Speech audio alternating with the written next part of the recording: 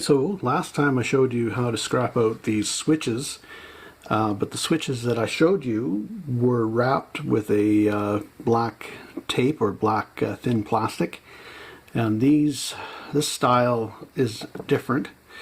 It's a solid plastic piece that's molded around the copper. What I'm going to do is show you how to break open those with the greatest of ease, or as easily as possible. They come out of washers. This particular one literally pulled right off. It just pulled, you just had to pull it literally off the stem or off the post. These you can leave on the machine and just pop them off, but just for the sake of the video I have loose ones so I can show you at my desk rather than having to drag machines around. So they're, like I said, they're out of washing machines. That there's switches for the water flow, and you'll get singles. Well, you'll get 2 of them in each machine at least. Sometimes you'll get 3, depending upon the machine and how expensive it is generally. But you'll get at least 2. So, anyway, here we go. These are all pretty easy. Literally just stick the screwdriver in the side, right there, and get a good grip on it and pop the metal piece back. You can see there, right there. Just pop the second side the same way we did the first. You basically put the screwdriver in like that and give it a twist like that. And then you should be able to literally just pull the pieces apart. And there's this length here and this length right here. So we have the loose piece here, and I'll show you how to break into that at the nearing the end of the video. But what we're going to do is try these ones as well, because they're a little different. Again, instead of taking it right off of the machine, you can leave it on the machine and just get the screwdriver in.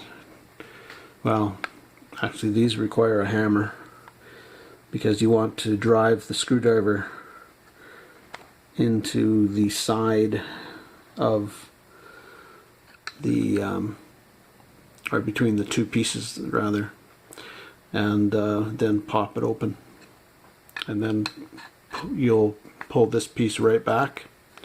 This piece here will go right back, and you'll be able to pull the this piece right out. If you're scrapping the machine and you want to just save these to scrap out later, just take the screws out, as you can see here, and that whole metal piece with the cylinder of copper will come right out. So yeah, that one's going to require a hammer. So I popped off the that single one as well, basically tapping the screwdriver into the piece underneath, or between the plastic and the steel, like there, and popped it off. As you can see, when you remove the label, there's the rod there. So what we're going to do is just peel back the steel with a pair of pliers, as you can see here, and just bend it right back.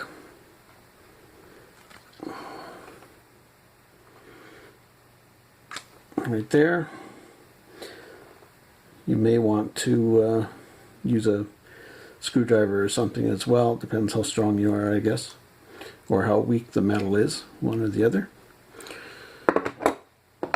and just pull it off. It literally will fall off right there.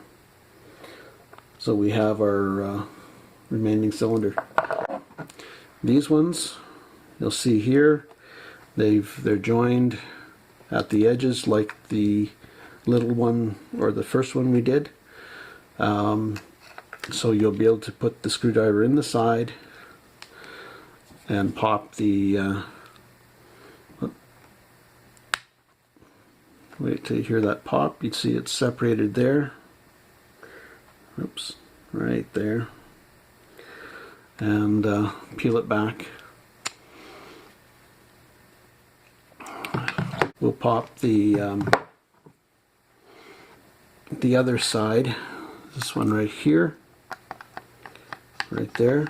We'll pop it because it's got the same joint at the bottom.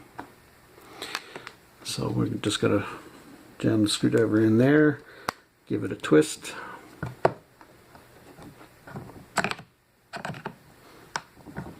There. And now that should just lift off. And if it doesn't with your fingers, sometimes they stick, you can just jam the screwdriver in the bottom and easily pop it right off right there. So then you've got this piece with this metal piece on top, which literally just will fall off right there. Throw that in with your scrap steel, and you end up with this same type of center as that single right there. And like I said, I'll show you how to break into those. So we'll do a second one just to show you again. The screwdriver in the side, usually near the top is best, and put it snugly in there and just twist. As you can see, it's just this action that pops it open. It's like nothing. And same on the opposite side. Pop it at the bottom because that's where the join is.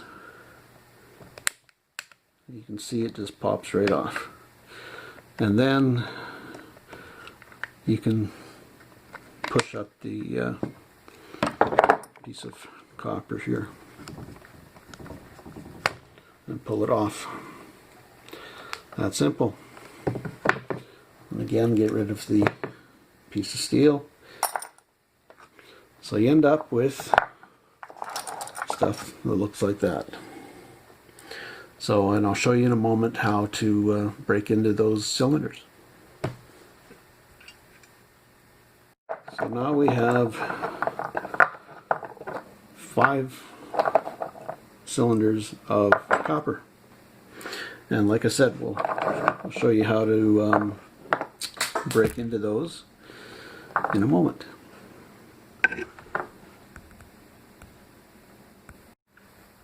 So here we go. What I've done is simply put them on a hard surface, and I mean an anvil or a piece of flat iron or concrete, and taken a hammer and hit them once on each side. And you should hit them hard enough to shatter the plastic. Probably not hard enough to squash them so much, but it won't really matter that much.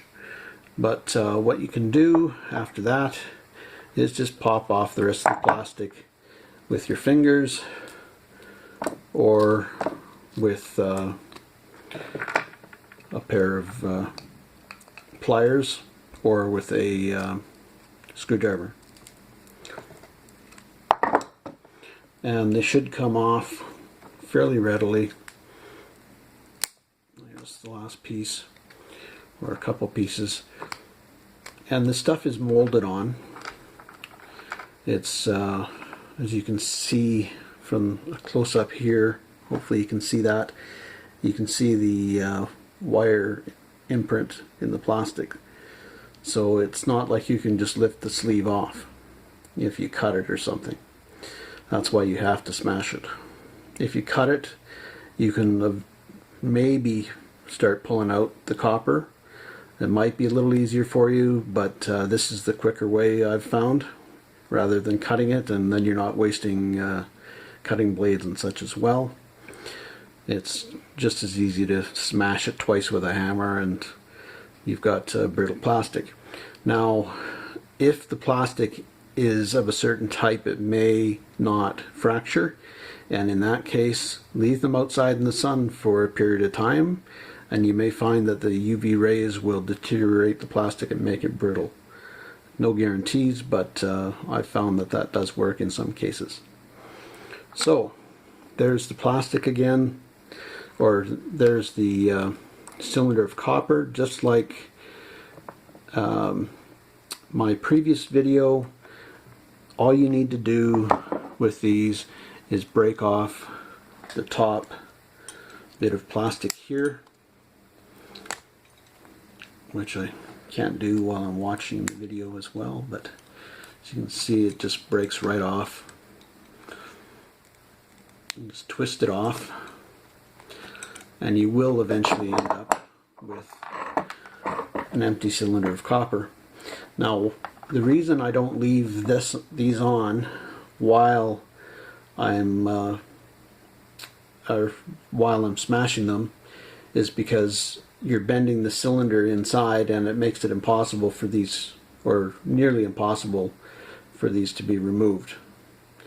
And they get in the way when you're trying to deal with the copper. So that's why I peel them off in the first place. So basically, from here on in, you've got clean copper right there, and just keep peeling it off. But refer to my other video on how to peel the plastic off, because I haven't done a great job showing you how to peel that the plastic spool top off. I've got a separate video on how to do that, and it's quite easy. Once you learn how to do this, you can sit at your bench and pop these off like nothing. And yeah, so there's we've got clean copper coming off of there. Just got a little bit of a remnant there, and there's for your scrap, your steel scrap, and you've got a ball of clean copper right there. Right there. So yeah, all ready to melt or scrap, and just throw it in with your clean copper. So yeah, and I can, if you look at my other video, I get to the point of weighing this stuff to show you exactly how much copper is in these spools. They're well worth doing and saving. Save them up for winter, and pop them all apart while you're watching a movie or TV or something, and then smash them and then pop them apart again with the plastic and peel all the copper off again while you're watching a movie or TV or something, or just get into the groove of doing it, and it's kind of it's very therapeutic. So yeah, anyway, so yeah, got our clean copper, and I'm just going to finish these up and then scrap the copper. All right. I should make note that the white one, which you saw previously, the one we're having problems with, it was molded in one piece. So the best thing to do with it is break it from the bottom and try to smash the main bottom piece away from the plastic, basically hitting it at a seam right here. That's the white molded one I was talking about, not this particular one, because I don't have any more of the molded ones. But you'll break it right about here, and then pull the copper out from the bottom. But they're a little more problematic than these two-piece ones. So anyway, yeah. And sometimes you'll luck out when you break them, and they'll break at the bottom. They'll break off cleanly, so you end up being able to just take the entire core copper off of the opposite piece, and makes it a bit easier than having to go the later step of removing this top piece, because it's already done for you when you've broken them. So if you get good enough, you might be able to just snap the bottom piece off and save yourself a step. So what we're going to end up with is 5 balls of clean copper, and easily meltable copper because it is a thin wire. So if you're into making bars, you've got some good copper to make some bars with right there. So there we go. And the rest goes in scrap or the trash, depending upon whether you have any plastics recycling facilities. Unfortunately, we don't have any plastic recycling facilities here for this type of plastic, but the metal will go into scrap steel. So here's your copper. If you do luck out, sometimes you can just pull the entire strand off like that, so it comes off clean. But normally you're going to have to kind of pull it off in bulk strands. So there, we've got copper. We've got one nice big, out of 5 of those we have a good handful of copper, and it weighs a fair bit too. Well worth doing.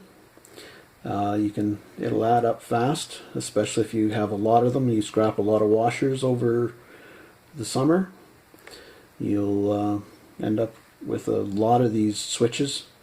Like I said, they come in drink machines, or any appliance that handles water should have one of these switches. So yeah, so there it is, some shiny goodness. Alright, happy scrapping, safe scrapping, take care.